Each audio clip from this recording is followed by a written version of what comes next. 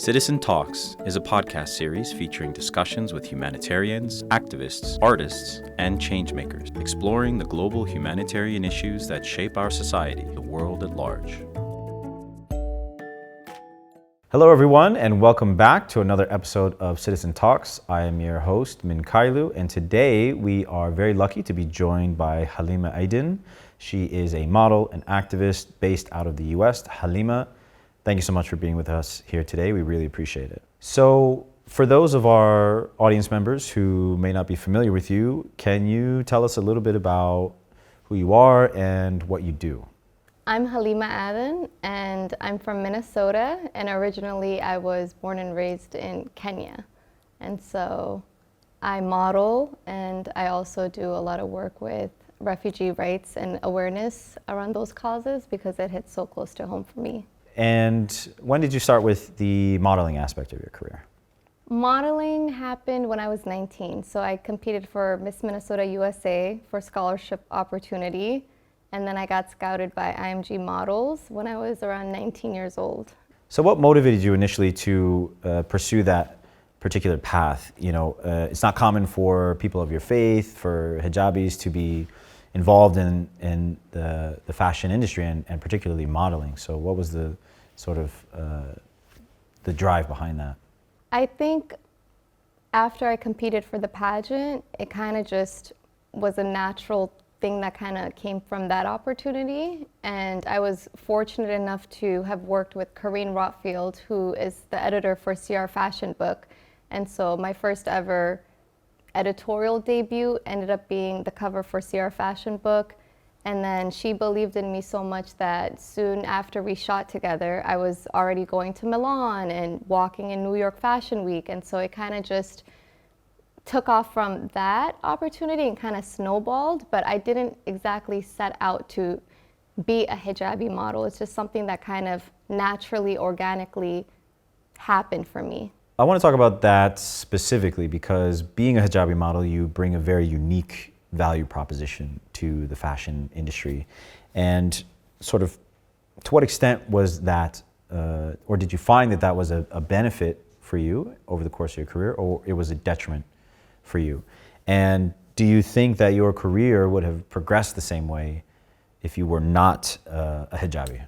No, it wouldn't. It wouldn't. And I would not be where I am today if it wasn't for the hijab. And honestly, I'm not just saying that to say it, but it was such, I think, an exciting part of my journey that I was introducing modest fashion to the industry that's already known for being creative. And these are some of the world's most creative minds. So you tell them, okay, so we have this model, but she can't do this.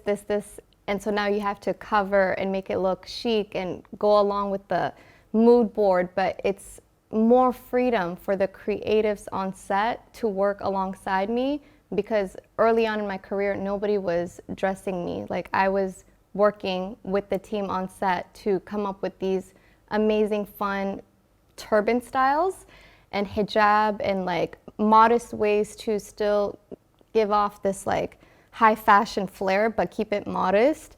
And a lot of the stylists that I've worked with said they appreciated something new, like it was a new challenge for them, and it actually gave them more of an opportunity to show off their creativity, because I mean, we could do so much, you know, and modesty, it is the oldest fashion staple in the world. It's not going out of trends, it's not going out of style. It's been around for 100 years. It's gonna be around for another 100 years.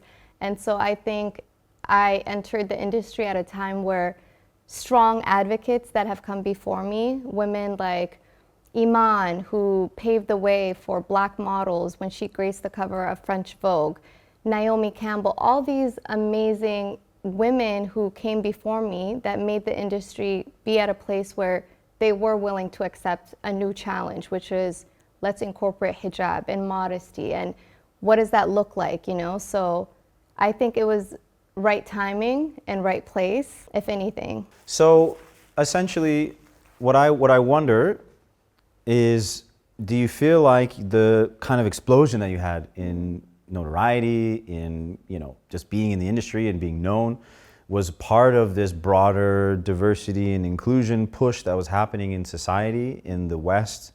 Lots of different types of models, lots of different kinds of people being incorporated into ad campaigns, etc.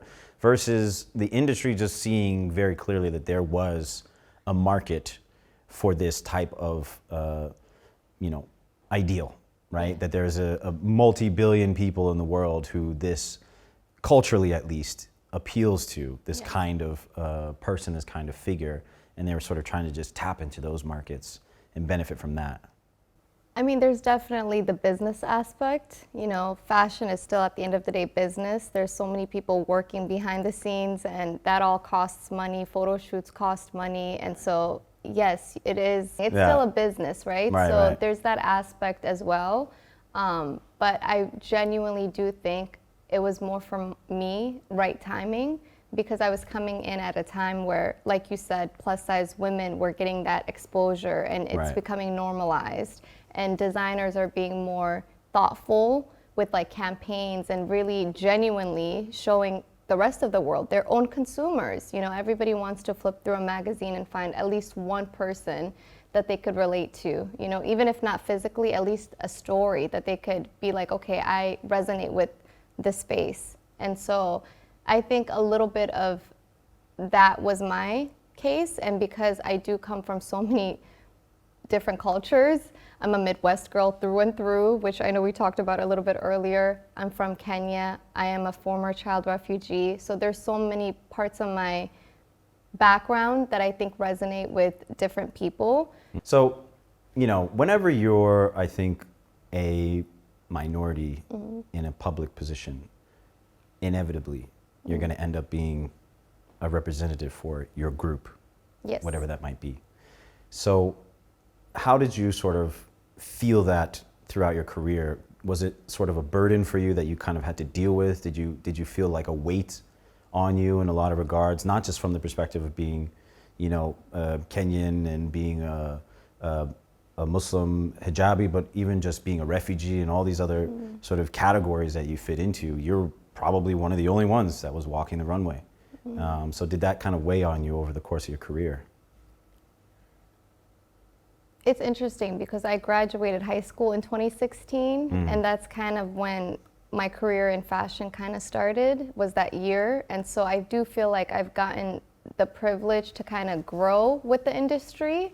And the older I get, the more I can appreciate how patient that they've been with me and understanding, because today I'm so proud to say, yes, I was the first, but guess what? I'm not the only one. And it's become so normalized. And in fact, we're bringing it to Saudi Arabia. We're bringing it to Riyadh Fashion Week. We're bringing it to UAE. We're bringing it to our Muslim hubs like Istanbul today. And so it's not just, let's check off a checklist and say we have a hijabi. No, it's kind of blended. And I feel like I meet new community everywhere I go. And I'm seeing girls who are just as excited as I was when I first discovered that you could even be a hijab wearing model. Like that was even a possibility to be on a cover shoot or to walk in a runway show, and to kind of see that legacy kind of take its own legs. And today I'm not the only one. I think it's definitely my proudest accomplishment that it's become normalized. And that's what I want it to be. I don't want it to be one and done. I really don't. I want it to be normalized. Right. Okay. So speaking specifically to your faith and the industry as we know it today, do you believe or feel personally that the modern fashion industry in the West, at least, is compatible with the broader worldview of Islam? Could you say comfortably that you would encourage young Muslim women to engage deeply with that industry? Honestly, I would tell all women, especially young women, any industry. And this is somebody who's worked housekeeping. Do you know what I'm saying? In high school. And so I've worked all different types of industries. You have to go where your values are. And the minute that things are pushing against your values, you need to know when to walk away. So I think it's less about listening to what I have to say and more so how do you feel entering? Like, what are the feelings that come up for you when you're dealing with your own stuff, and base it off of your comfort level, because what's comfortable for Ayan is not going to be comfortable for Amina. What's comfortable for Halima may not be comfortable for you. And so I think know yourself is the advice I would give any person, boy, girl, young women, older women, it doesn't matter. Know yourself and know your boundaries and know when to pull back when needed. And you just have to know yourself, I think, like any industry. Yeah, okay. What do you think about your sort of role in the industry in the long term in the future? Like, do you see a space for yourself that you want to continue with, or what do you think, you know? I definitely want to be the old head that they invite right? back to be like, what was it like? You want to be the auntie in the I want to be the auntie. Industry? I'm ready. I'm so ready. It's I'm time. like, It's time. it's time, you know? I think it's beautiful. And I think honestly, like when you start out in an industry, you know how it is. It's like, okay, I want to cement my place. I want to make sure I do the best of my ability. And I'm not saying that I've accomplished everything that I set out to do, but I'm just saying now that I'm a little bit older, I'm really moving past what's good for this season, what makes sense for me this year, and thinking more, what do I want my legacy to be? What do I want my message to be? If God wills and I live to see retirement age, what would I hope people look back and remember about me? Yeah. So it's about remembering who I got to work with, cultivating the relationships that I've had, and not letting people go, because this industry, you work with one team and tomorrow you get a new team, and like the campaigns are constantly moving and it's a new crew almost every single time, that over the years you kind of lose touch with people who connected with you in the beginning of your career. And I think now it's less about what new exciting campaign can I like go look for, and more like, what about the people in the community that helped me get to this point, and how do I cultivate strong partnerships that go past just work, do you know? Yeah. Speaking of community, I'm just a personal curiosity, as I am also Muslim and understand the culture. What was the reaction of your parents when you were like, I'm getting involved in the fashion industry, I'm going to be a model, this is my new job? Well, we've come a long way, but you got to give me credit. There was no hijabi model, so it was literally like, what do you mean? Yeah, right. Do you know? But we've come a long way, and today girls don't have to do mental gymnastics to show that you could still be yourself, stay true to your roots, and make a name for yourself in a new industry. Cool. So you've been involved also in a lot of humanitarian and activist work. Can you share a little bit about that aspect of your life? Yes. Okay, so that is fun. That I can breathe. Let's go. I don't look at it as activism. I just look at it as God gave me the privilege to get out of Kakuma so that I don't forget Kakuma. Do you know what I'm saying? Yeah. And so I don't see it as activism. I just see it as my DNA. It's part of my journey. So how could I not do my share? And so it's really personal for me, and I'm still mapping out what that looks like long term for me. But I think kids in Minnesota deserve every right to flourish, as kids in Istanbul, as kids in China, as kids in Congo. I feel like every child is entitled to, at least at the bare minimum, safety and food. And why can't we give them a little bit more than that? So I'm thinking, what did little Halima not have in Kakuma that I can help with? Do you know what I'm saying? Because they do amazing work, UNHCR and all the NGOs, but I do think there is a little bit more we can do to restore childhood to child refugees. It's a very serious heart, like it makes my heart hurt sometimes. So I can't imagine being a 6-year-old child in a camp, right? Yeah. And having to grow up way sooner than you're ready to grow up. So how can we protect them so they can have a little bit more of childhood, even if they are in a refugee camp? That's my next mission in life. Right. Very interesting. You also produced actually a documentary called I Am You. Yes, I Am You. Can you tell us about what your motivations were behind that? What drove that project? Yes, so that was another really heartwarming project I got to be a part of. Sanya Nasri Cole is the film creator. She directed and kind of worked her magic with a crew of literally 100 men. And she's just, I think, superwoman. And she trusted me to come post-production to executive produce the film. And I learned so much through her and all the work and hours that it takes to make a film from start to finish. She went to 5 countries, Greece, Turkey, Afghanistan, like Iran. And she, I thought, told real life refugee stories in a way that's very humanizing and very gentle for the viewer and also for people who've lived that life. I thought it was very well done, and she was intentional. Like every step of the way, you could just tell she put so much heart and intention with crafting that to be real, but also human, which I think is a delicate balance when sometimes refugee stories are discussed. It's sometimes heavy, even for the audience. Right. And so I thought she did an amazing, amazing job at like doing that balance, which is not always easy when you're talking about real humans, right? Right. So speaking specifically about refugees and migration, like what's the, I guess, from your perspective, the big issue that we're dealing with right now in that particular area? Because it is, right? Migration is still huge. Yeah. You still have people running across on the boats just at the coast of Turkey here. It's a constant sort of stream.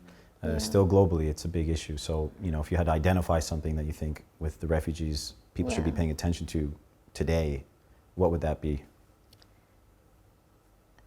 I mean, it's such a big question, and honestly, I don't even know if I have like the answer for it, but I think we have to all have radical empathy. I think that's the start, right? But it's checks and balances. I had no say. I had to live in Kakuma until I was 7 years old and come to America through the lottery system. Yeah. But I would never also be like, why don't you stay put here and watch your kids suffer? If they want to send their child off on a boat, that's a tough choice for any parent to make, and it's not an easy choice. And so I would never say stay put in a situation that's already life or death.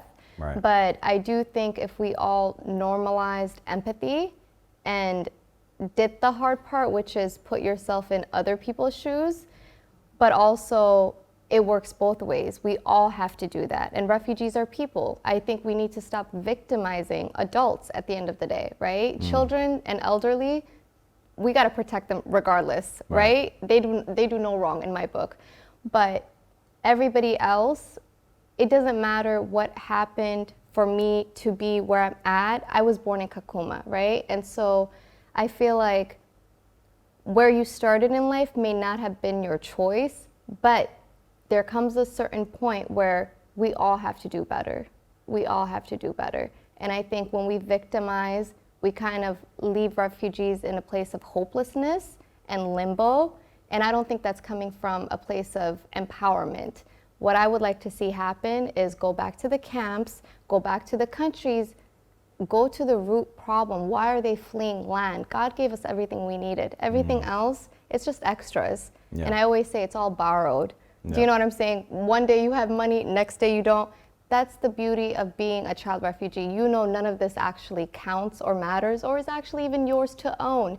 We are all one disaster away from finding ourselves fleeing. So it's like, don't run from what already is there, which God gave us this green, beautiful planet that if we really want to take it there, food could be grown, violence could be stopped, world leaders could communicate better instead of sending off little kids to go fight in battles.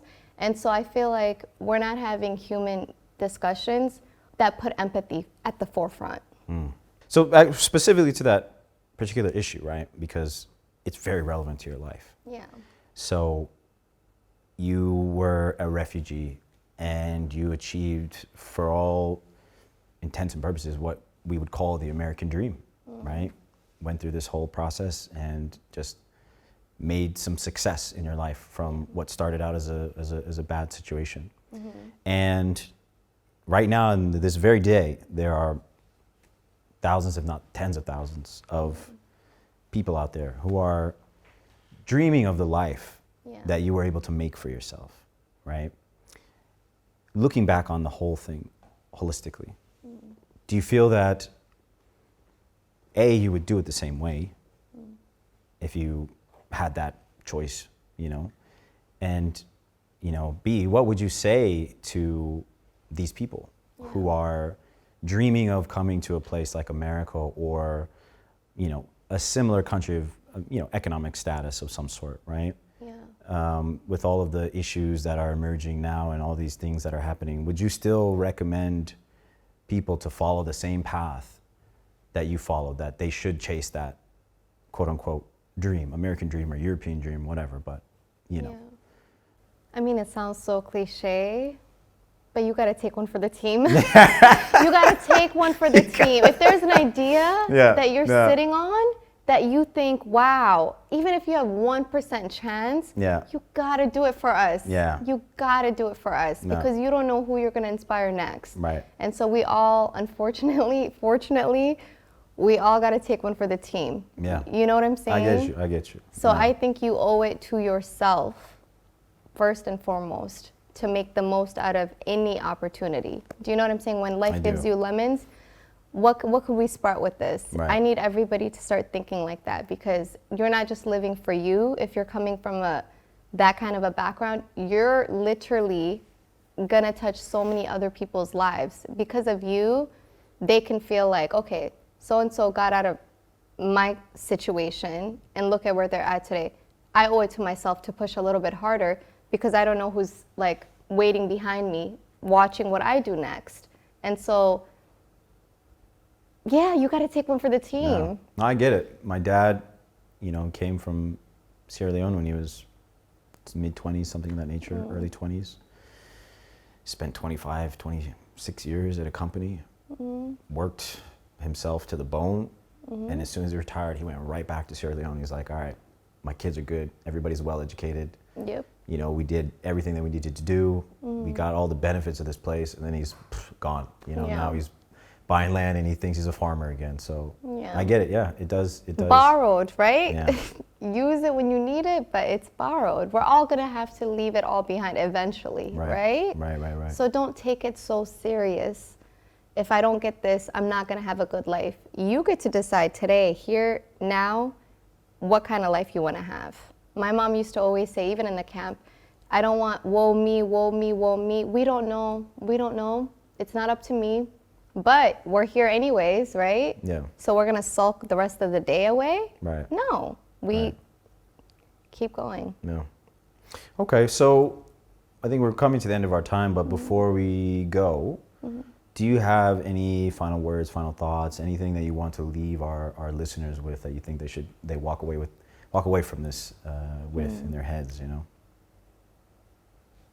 I mean, it sounds so, I'm sure everybody has already said it, but gratitude.